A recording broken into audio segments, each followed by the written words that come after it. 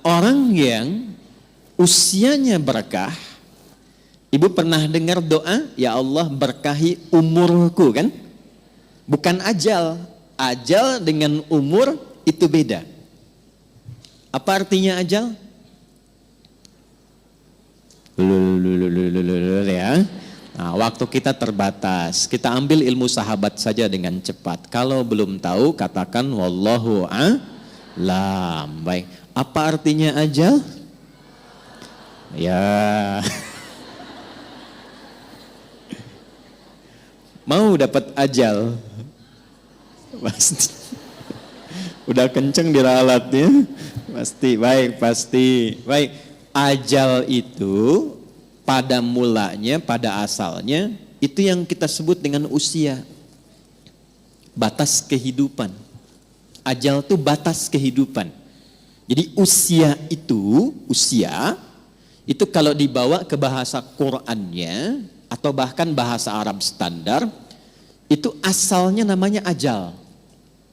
Setiap kita itu kan ada ajalnya, ada batas usianya. Dalilnya coba diambil satu saja, Quran surah ke-7 ayat 34 misal. Ya, Quran surah ke-7 Al-A'raf ayat 34. Walikulli ummatin ajal. Fa idza jaa ajaluhum la yastakhiruna sa'atan wa la yastaqdimun. Setiap umat, bukan satu dua orang saja. Semua yang menjalani kehidupan di bumi itu punya batas usia. Kenapa ditekankan kata ajalnya? Untuk memberi kesan bahwa kehidupan di dunia ini tidak abadi. Penting dicatat itu, Bu, ya. Kehidupan di sini tidak abadi, akan ditinggalkan. Karena itulah ketika ditinggalkan, diumumkan kan, telah meninggal dunia. Nah, artinya ajal telah tiba. Baik, sampai di sini bisa dipahami. Nah, itu tidak hanya kita paham, tapi tanamkan dalam jiwa. Di sini tidak abadi, akan pindah ke tempat lain. Nah, pertanyaannya, ketika pindah ke tempat lain itu meninggalkan jejak yang baik tidak di dunia. Ibu kan keluar dari sini, setidaknya baru keluar sudah dibincangkan kan? Masya Allah, jamaahnya rapi, tertib, nggak ada sampah ketika selesai kajian. Kemudian jamaah-jamaah yang sekarang ngaji tenang, tidak ada yang ngobrol, itu kan? Nah, itu jejak kebaikan yang ditinggalkan. Karena itulah sebelum meninggalkan dunia ini, selain mencari bekal ke tempat baru, kita diberikan bimbingan oleh Allah dan Rasul untuk meninggalkan kenangan-kenangan yang baik. Yang kalau diikuti jadi pahala, Bu. Jadi itulah indahnya dalam Islam. Datang baik-baik, pulang pun baik. Karena itu saat datang kan disambut senyuman kan? Ini kan kejadian luar biasa sebagai isyarat. Bayi lahir, bayinya nangis, kok bisa orang yang menyambut senyum? Ya? Ada enggak ketika bayinya lahir misalnya yang lain ada yang menertawakan, yang meledek, mencela, rata-rata senyum. Tapi ketika meninggalkan dibalik, kita yang tersenyum, orang yang menangis. Kenapa? Karena kita bahagia meninggalkan jejak-jejak kebaikan. Dan orang merasakan sedih karena kehilangan kebaikan itu yang dirasakan saat sedang dibersamai oleh orang baik itu. Nah, cara mengisi ajal supaya baik itu yang disebut dengan umur namanya. Jadi umur asalnya bukan usia artinya. Hanya diambil makna umum menjadi usia untuk memberikan kesan kepada kita. Selama menempuh usia itu isi dengan umur. Contoh begini. Ibu kalau ada yang tanya, umurnya berapa? Saya paham rata-rata 17 tahun ke atas. Ya, ada yang atas, kan? Ada yang atas, ada yang memang demikian. Tapi ketika kata umur itu muncul, itu maknanya 3. Nanti kita akan tarik ke kaidah dari Sayyidah Khadijah. 1, al-umur bimakna mengandung arti segala yang bermanfaat. Saya pakai kacamata nggak apa-apa ibu ya. Ya, untuk jelas menulis. Biasanya saya kalau menghadap jamaah ibu-ibu saya lepas kacamata. Ya. Walaupun saya sudah berdoa kepada Allah dan sudah menanamkan pada diri saya, hanya istri saya yang paling cantik. Itu sudah doa saya yang paling utama. Ini live nggak? Tenang bun ya, aman insya Allah. Iya. Dan saya memohon kepada Allah demikian. Ya Allah, jadikan siapapun yang aku pandang tetap istriku yang paling mulia.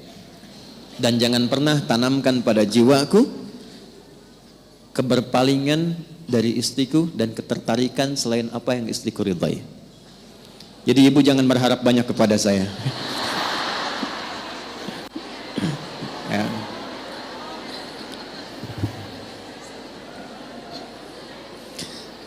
Saya tahu itu akan direkam. Dengar nih Pak. Lihat sini, balik sini. Oke. Sampai mana tadi kita itu umur? Insya Allah ingat. Segala yang bermanfaat. Ya. Baik. Ini saya buka kaidah umumnya dulu untuk menunjukkan kesan di akhir nanti betapa Sayyidah Khadijah memahami ini.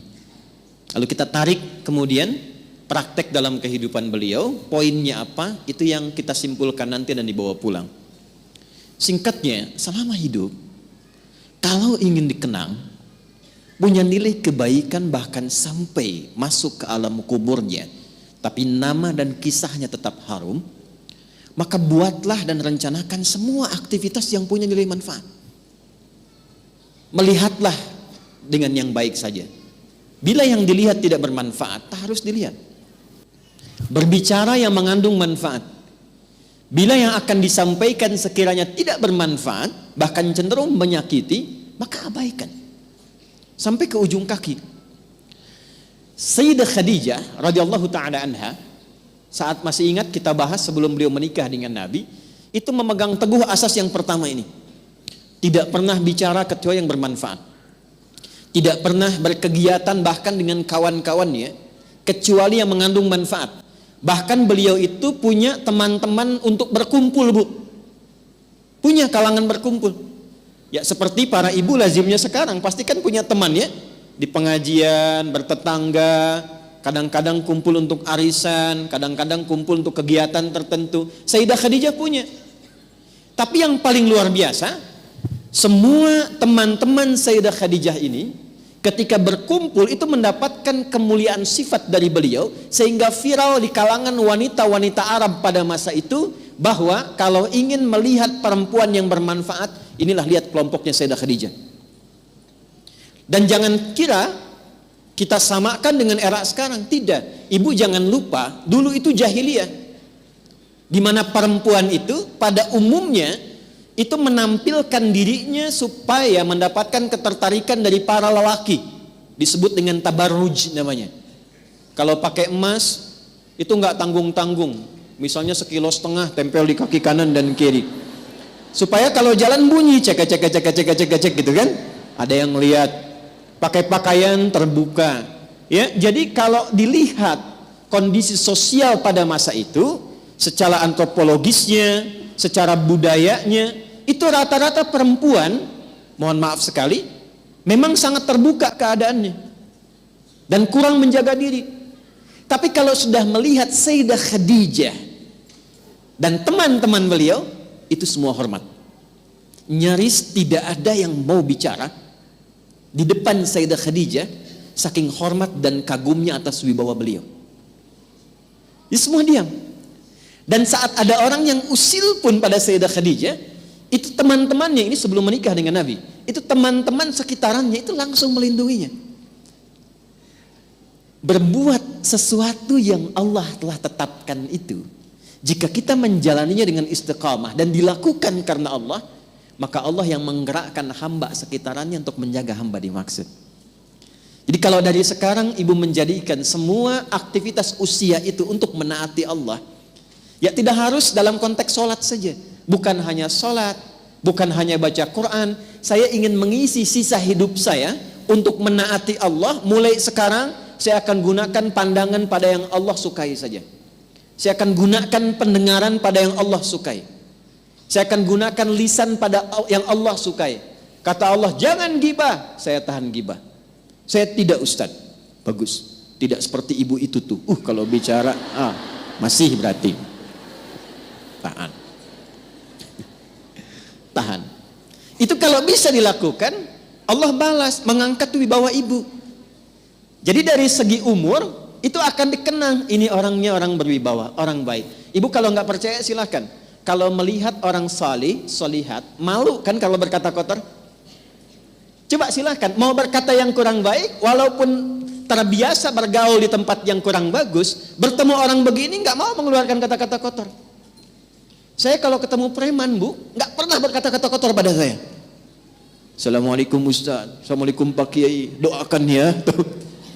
Padahal sebelum itu dengan kawannya, keluar. Ragunan keluar, tuh kan? Bahasa-bahasa yang tidak normal keluar. Tapi ketika kita berusaha menaati Allah dalam hal yang simpel saja, turunlah kemudian jawaban dari Allah dengan melindungi sifat-sifat baik kita untuk dikenang.